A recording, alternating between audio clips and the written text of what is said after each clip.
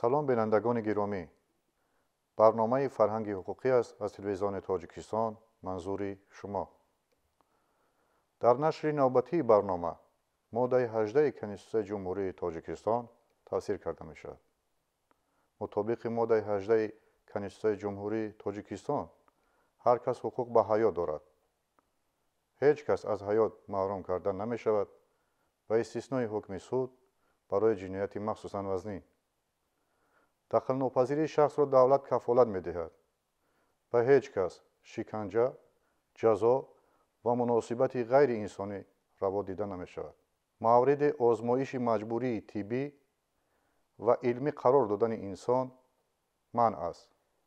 در ماده مذکور حقوق انسان به حیات از مهمترین حقوق‌های انسان ارزیابی گردیده با عباره دیگر حقوق فطری و دخل ناپذیری هر شخص تصدیق شده است. معلوم است که حیات معنای هستی انسان را دارد و نعمت مقدس برای انسان به حساب می رود. محروم کردن از حیات معنای قطع گردانیدن موجودیت فرد، شخص، عضو جامعه را دارد.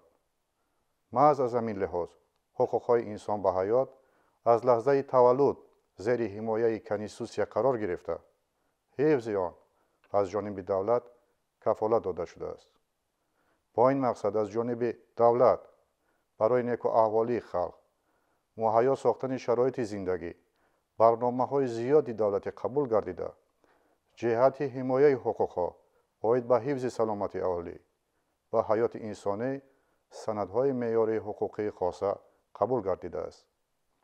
اینچنین در قانونگذاری کشور برای رعایت نکردن حقوق‌های انسان به سلامتی و حیات چاره‌های جوابگری نیز پیش بینی گردیده است. همه این تدبیرها برای سلامتی انسان و حیات او روانه گردیده است. در قسم دوم ماده مذکور آمده است که هیچ کس از حیات محروم کردن نمی شود و استثنای حکم سود برای جنایت مخصوصاً وزنی باید قید نمود که طبق قانونگذاری جنایتی نه برای صادر نمودن همه گونه جنایت‌های مخصوصاً وزنی جزای قتل پیش بینی گردیده است.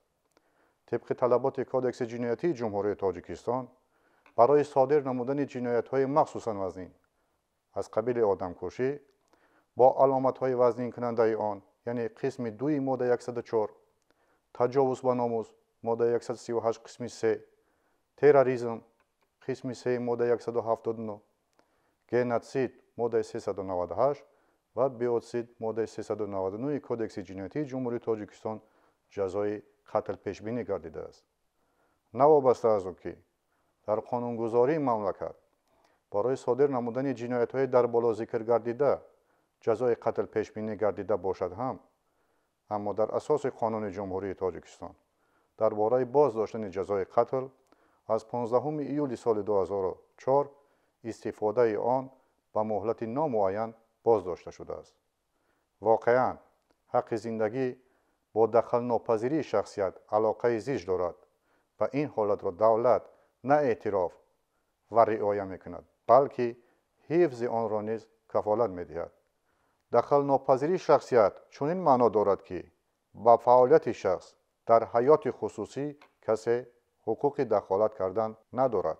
یعنی هم از جهت جسمانی و هم از جهت روحی شخص باید زندگی آزاد داشته باشد.